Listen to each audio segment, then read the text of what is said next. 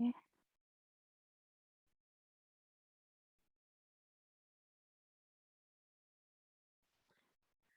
Oke. Assalamualaikum warahmatullahi wabarakatuh. Waalaikumsalam Waalaikumsalam warahmatullahi wabarakatuh. Oke, pada kesempatan kali ini, dengan pertemuan kali ini, saya akan membawakan materi mengenai virus tanaman yang tentunya adik-adik sudah sering mendengar apa itu virus gitu. Paling tidak adik-adik sudah mengetahui atau mendengar dengan masa yang kita hadapi sekarang, adik-adik sudah mengetahui, oh ada ya yang namanya virus. Nah, tapi untuk kali ini kita akan membahas lebih dalam mengenai apa itu virus tanaman dan penyebaran serta pengendaliannya. Pertama, jika kita berbicara atau mempelajari tentang virus tanaman atau penyebab penyakit lainnya pada tanaman, itu tidak pernah lepas dari yang namanya berbicara atau didasarkan pada fitopatologi. Apa itu fitopatologi? Atau fitopatologi itu terdiri atas 3 kata. Yang pertama adalah pitos, seperti yang saya ini. Kemudian ada patos yang artinya sakit, kemudian logos. Nah, jadi kita berbicara soal fitopatologi itu adalah mempelajari tentang ilmu. Ilmu apa? Nah, kita lihat ilmu apa dia? Ilmu yang mempelajari tentang penyakit-penyakit pada tanaman yang meliputi keseluruhan aktivitas biologi. Nah, aktivitas biologi pada apa? Ya, pada tanaman yang terjadi, serta bagaimana memahami secara ilmiah dari kompleksitas fenomena yang ada dalam proses penyakit tanaman tersebut. Atau secara singkat dan efisiennya bisa kita artikan bahwa fitopatologi itu adalah ilmu yang mempelajari tentang keberadaan penyakit tanaman baik secara alami, perkembangan, dan pengendaliannya.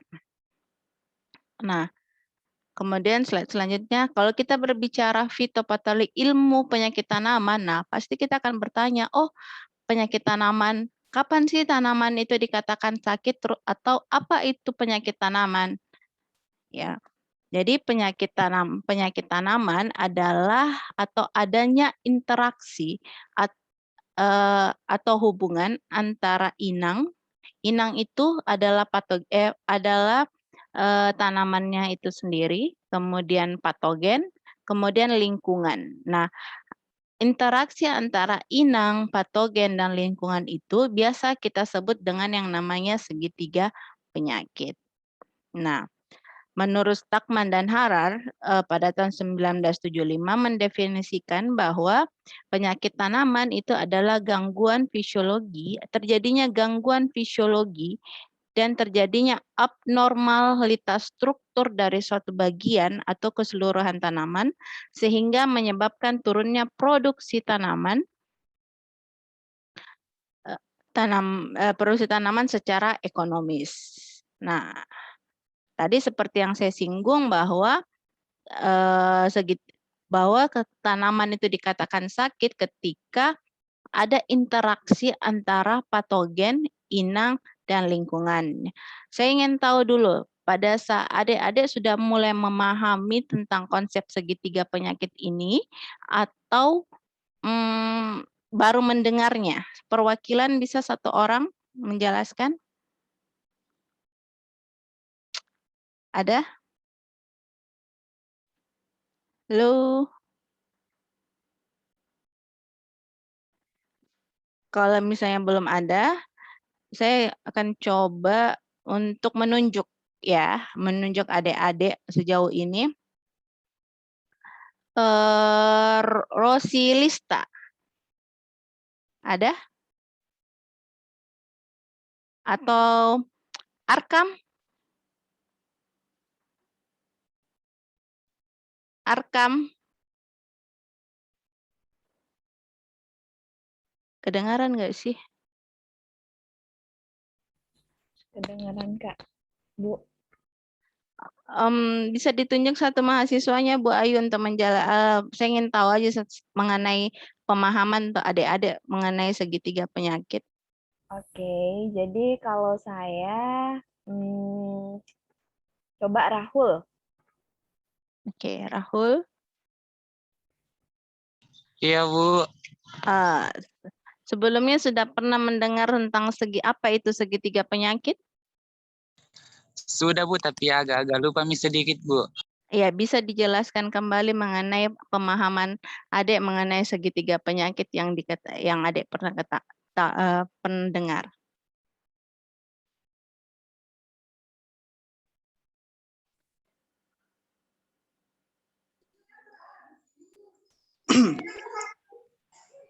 Saya Bu, Kurniawan Amir Bu. Oke, silahkan Kurniawan. Jadi menurut saya segitiga penyakit yaitu proses terjadinya suatu penyakit, dan apabila salah satu dari ketiga ini hilang maka tidak akan terjadi suatu penyakit. Sekian Bu. Apabila salah satu dari ketiga faktor tersebut hilang satu maka tidak akan terjadi suatu penyakit. Oke. Berarti harus ada interaksi antara inang, patogen, dan lingkungan. Iya kan? Itu yang dimaksudkan. Bahwa suatu tanaman itu dikatakan sakit ketika faktor adanya interaksi inang, patogen, dan lingkungan. Oke, jadi patogen itu apa saja faktor-faktornya? Bisa ada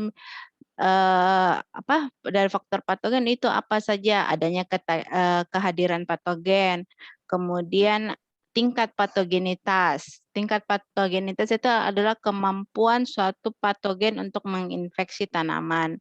Kemudian ada faktor adaptabilitas, kemudian ada efisiensi penyebaran dari patogen itu sendiri, kemudian efisiensi ketahanan hidup dan kemampuan berkembang biak. Kemudian oke, kenapa ini slide-nya? Slide-nya gimana? Kemudian ada juga yang namanya faktor inang. Nah, inang ini kita kaitkan dengan tanaman. Tanaman misalnya walaupun ada patogen tetapi inangnya itu kuat, maka penyakit tidak akan terjadi. Gitu. Jadi semua faktor-faktor ini harus berkaitan satu sama lain. Kemudian faktor lingkungan apa saja yang mempengaruhi, bisa dari faktor suhu, curah hujan, embun, suhu tanah, kandungan air tanah, kesuburan dan kandungan bahan tanah, angin, kemudian asal mula api, pencemaran air dan kerusakan akibat herbisida. Lanjut.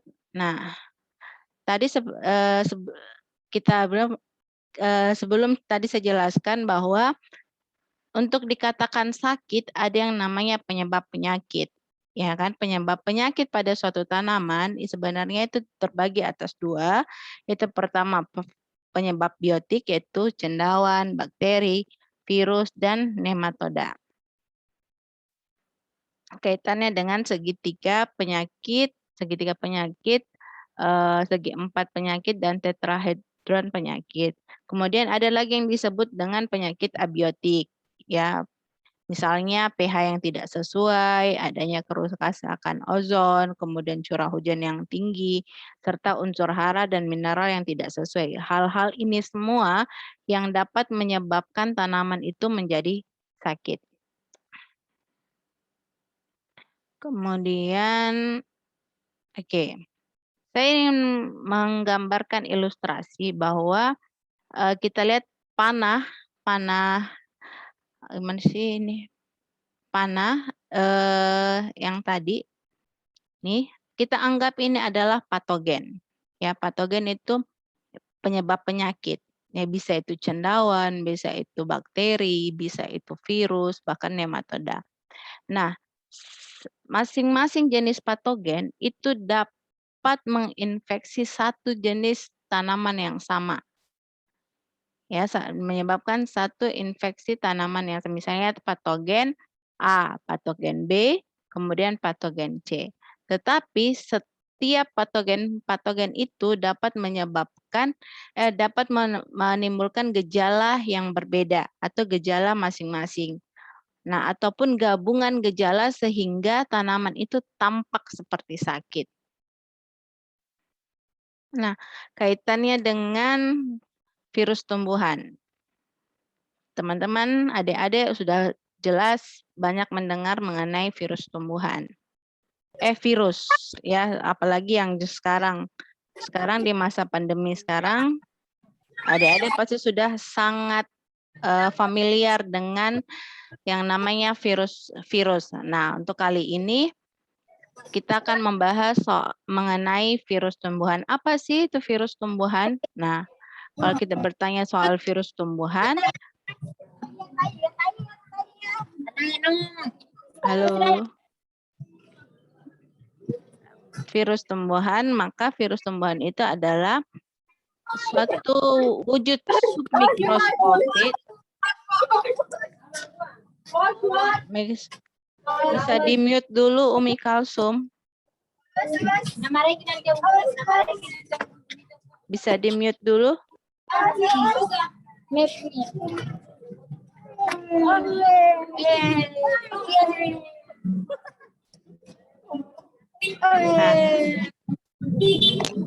Ini matikan speakernya Numu.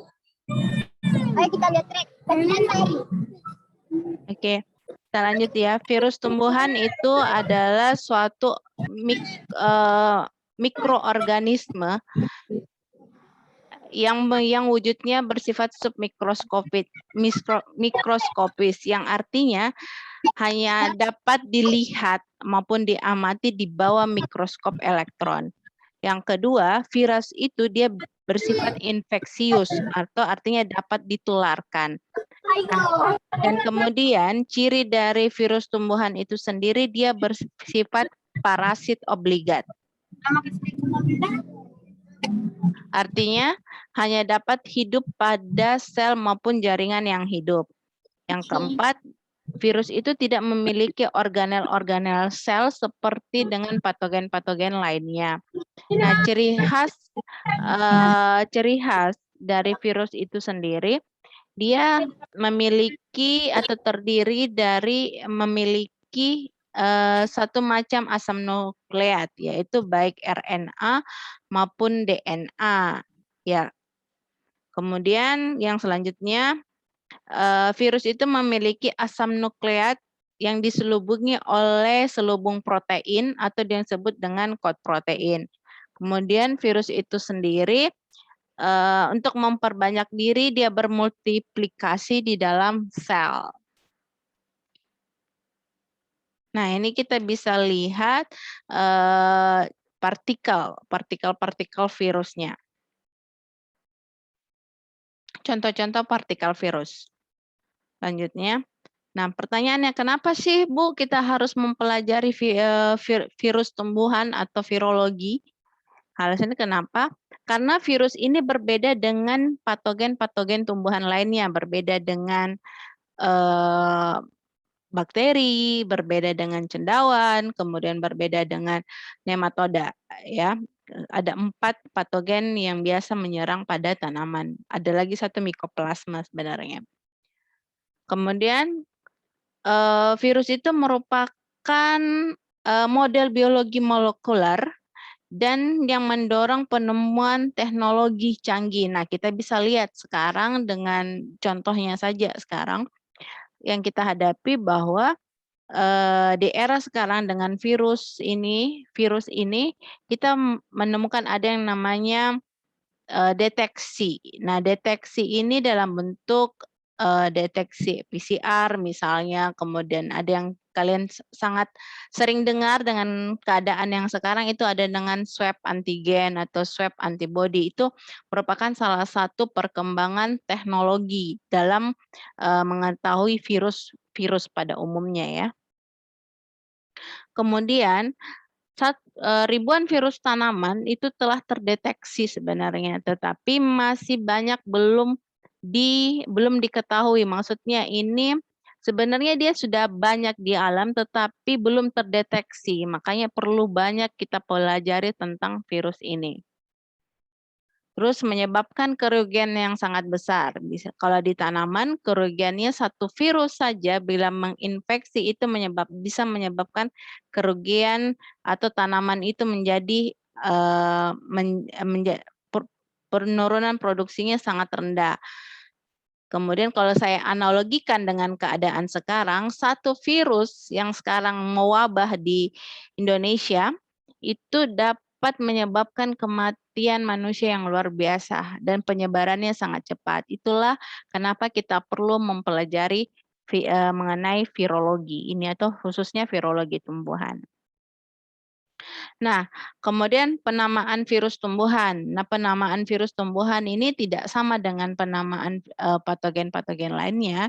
Jadi, penamaan virus tumbuhan itu selalu didasarkan pada nama tanaman inangnya. Misalnya tembakau, artinya tembakau, maka di depannya adalah tobacco. Kemudian gejalanya seperti apa? Gejalanya belang kah, nekrosis kah, atau klorosis, maka tobacco mosaik. Nah, itu mosaik itu adalah gejala. Kemudian dan tobacco mosaic virus. Nah, jadi ada dua tuh.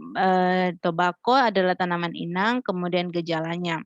Terus dasar bahasa yang digunakan adalah bahasa Inggris. Contohnya, oh nih, benar. Tobacco mosaic virus artinya inangnya adalah tanaman tembakau, kemudian gejalanya adalah mosaik. Kemudian virus adalah virus. Jadi tobacco mosaic virus. Mulai lanjut. Beberapa contoh virus yang sudah dilaporkan di berbagai negara yang menyebabkan kerugian. Itu yang pertama di Brasil itu ada virus citrus. Citrus itu jeruk tristeza virus itu menyebabkan 6 juta tanaman jeruk mati. Kemudian di Ghana ada kakao, artinya tanaman idangnya adalah kakao. Kemudian gejalanya adalah swollen shoot, sehingga dinamakan adalah cocoa swollen shoot virus. Kemudian di Australia ada namanya banana bunchy top virus. Itu artinya tanaman inangnya adalah pisang, kemudian gejalanya adalah bunchy top. Bunchy top itu artinya pucuk dari pisang itu kerdil. Nah, itu namanya banana bunchy top virus. Kemudian di Asia Tenggara, di Sulawesi Selatan,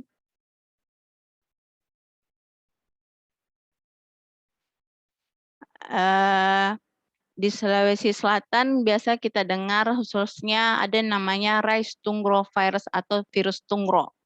Nah, rice tungro ini dia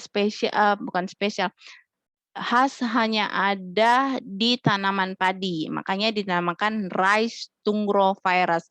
Kenapa tungro? Karena gejala yang ditampakkan itu adalah tanamannya tidak berkembang tetapi kerdil, bahkan cenderung seperti merumput. Kemudian di Indonesia itu banyak sekali virus yang telah ditemukan. Yang pertama itu adalah Gemini virus yang menyebabkan tanaman pada cabai menjadi kuning. Kemudian ada rice tungro dan rice resistant virus. Banana bunchy top juga sudah ada di Indonesia. Nah, sampai di slide ini ada yang ingin ditanyakan? Saya persilahkan.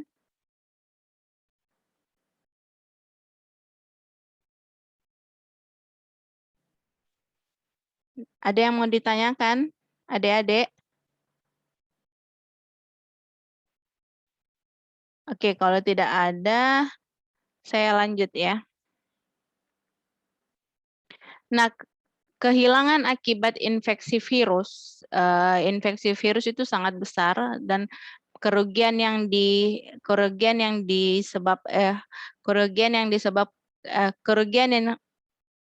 terjadi juga cukup besar. seperti yang di tabel yang saya tampilkan di atas. Kemudian, nah kalau kita berbicara soal virus, virus tanaman tidak lepas kita berbicara mengenai gejala penyakitnya atau simptom gejala penyakit yang disebabkan oleh infeksi virus. Apa saja tidak jauh berbeda, tetapi untuk virus tanaman itu sendiri dia mempunyai ciri khas tertentu. Ciri khas tertentu yang membedakan dia dengan infeksi-infeksi patogen, infeksi patogen lainnya. Yang pertama adalah terjadinya perubahan fisiologi maupun morfologi yang ditunjukkan oleh tanaman atau bagian tanaman akibat adanya aktivitas dari patogen penyebab penyakit. Yang kedua adanya suatu penyakit dapat memberikan gejala yang sama pada tanaman yang berbeda. Kemudian yang ketiga, suatu penyakit dapat memberikan gejala yang khas atau jenis pada jenis tanaman tertentu. Nah, semoga ini sudah pernah beberapa kali sudah dijelaskan bahwa gejala penyakit itu terbagi atau tergolongkan pertama berdasarkan sifatnya, atau letaknya, atau penampakannya. Itu bisa dilihat dari gejala luar atau gejala lokal seperti nekrotik, klorotik maupun ring spot. Kemudian ada yang disebut dengan gejala sistemik, misalnya yellow mosaic, kemudian klorosis, penyakit kuning atau menguning, yellowing. Kemudian ini adalah salah satu tobacco mosaic virus, kemudian chili phenol mottle virus, artinya apa namanya itu? Aduh, maaf. Tulang daun dari tanaman itu, memucat atau berubah warna. Kemudian ada lagi sugarcane streak mosaic virus. Kita lihat bahwa pada tebu ini terjadi streak atau belang-belang pada bukan pembuluh sih namanya ini, pada jaringan daunnya. Kemudian ini sugarcane mosaic virus, kemudian iris yellow spot virus, bentuknya khas, dia berbentuk seperti piramid. Kemudian gejala pada buah disebabkan oleh peanut bud necrosis virus. Necrosis virus ditunjukkan belang-belang pada buah. Nah, dan terjadi perubahan bentuk. Nah, kita bisa lihat. Oke, sampai di sini. Adik-adik, materi saya untuk kali ini sampai di sini. Ada yang ingin ditanyakan atau diskusikan, saya persilahkan. Bisa open mic dan kamera. Ada yang ingin ditanyakan? Saya, Bu. Ayo silahkan, Dek Wiwi. Itu perubahan fisiologi sama morfologi, Bu. Perubahan semacam bagaimana itu, Bu? Oke, kalau berbicara perubahan secara fisiologi, artinya adanya perubahan yang terjadi pada tanaman akibat adanya infeksi sistemik. Fisiologi artinya misalnya dia menjadi layu, tanaman itu menjadi layu. Kemudian kalau, apa tadi pertanyaannya?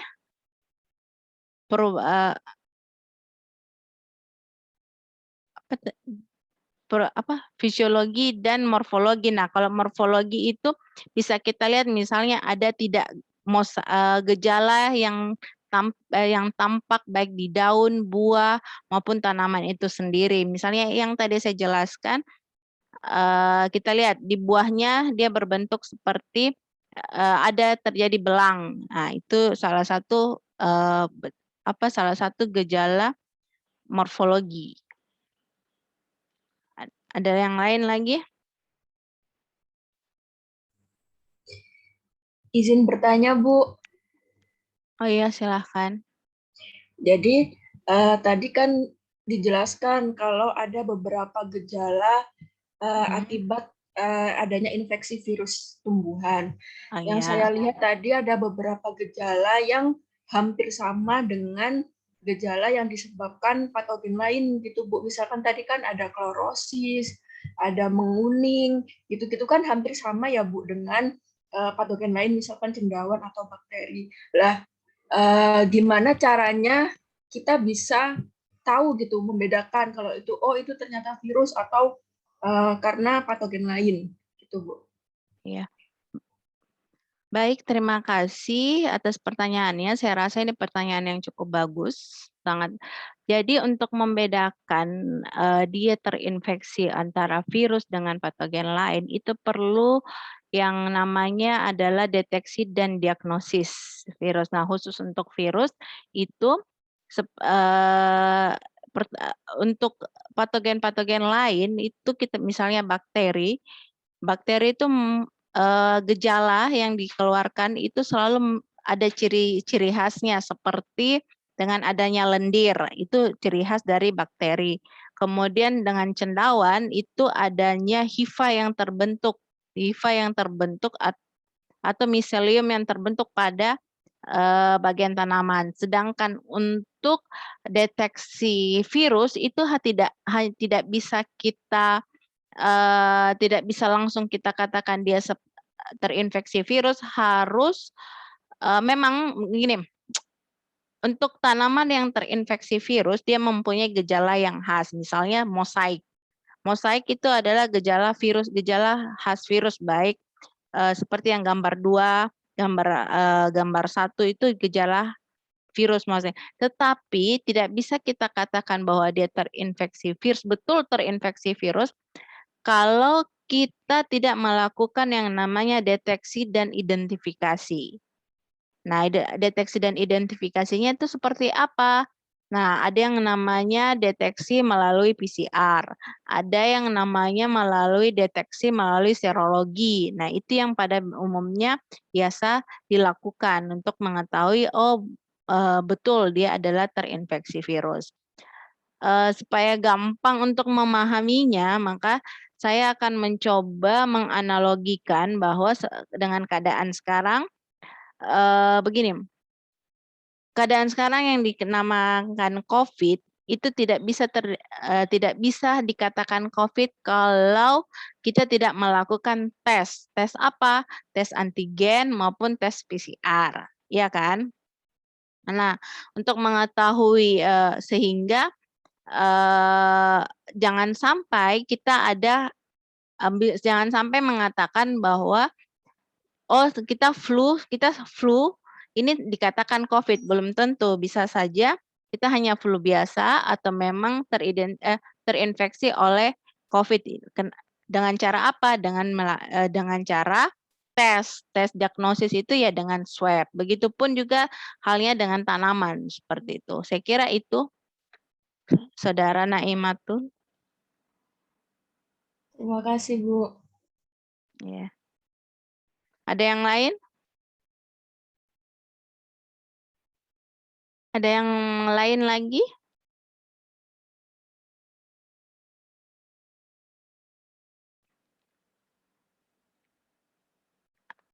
Oke. Asmar. Asmar, ada yang ingin ditanyakan? Enggak ada, Bu. Bisa paham? Iya. Oke. Kalau begitu saya ingin bertanya kepada Asmar. Asmar, saya ingin mana Asmar ini? Iya, Bu. Oke, saya ingin tanya ke Asmar. Kalau Asmar jalan-jalan di lapangan, apakah Asmar sudah bisa membedakan, kemudian menemukan tanaman yang bergejala di lapangan? Apakah Asmar sudah bisa membedakan atau mengetahui tanaman tersebut sakit dikarenakan oleh, kita asumsikan dia terkena penyakit ya, penyakit akibat patogen. Apakah Asmar sudah bisa membedakan penyakit tanaman itu terinfeksi oleh patogen apa? Sudah bisa membedakan? Kalau soal membedakan itu Bu mungkin belum bisa Bu, tapi kalau soal mengetahui dia terkena virus atau patogen mungkin sudah bisa kita ketahui Bu dengan cara-cara melihat dari tanaman tersebut. Yang berada Apa yang Asmar lihat sampai Asmar mengatakan bahwa tanaman tersebut tanaman itu sakit? Kan tadi Ibu jelaskan tanaman itu ketika terdapat sebuah patogen dia mempunyai ciri-ciri Bu. Nah, ketika tanaman mempunyai ciri-ciri pastilah dia terkena dari patogen tersebut. Oke. Untuk sampai di sini Asmar masih bisa memahami bahwa tanaman tersebut terinfeksi oleh patogen, tetapi Asmar belum bisa membedakan dia terinfeksi oleh patogen apa, ya kan? Oke, terima kasih. Oke, kita nanti akan pelajari lagi lebih lanjut mengenai virus tumbuhan, khususnya untuk sampai di sini. Untuk hari ini saya rasa cukup dulu untuk materi virus tumbuhan. Yang selanjutnya kita akan ketemu di pertemuan selanjutnya. Oke, saya kembalikan ke Ibu Ayu. Oke, terima kasih Bu Niken, pemaparan materi yang sangat menarik ya hari ini, yang mungkin kalau di kelas biasa kita tidak akan mendapatkan materi mengenai virus secara terperinci seperti yang dijelaskan oleh Bu Niken. Terima kasih banyak Bu Niken. Oke adik-adik, terima kasih untuk waktu dan antusiasmenya hari ini.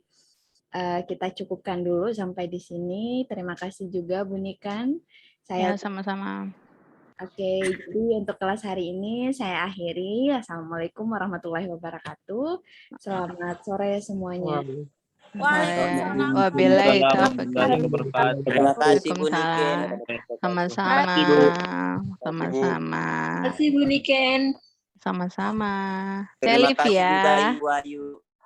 Ya.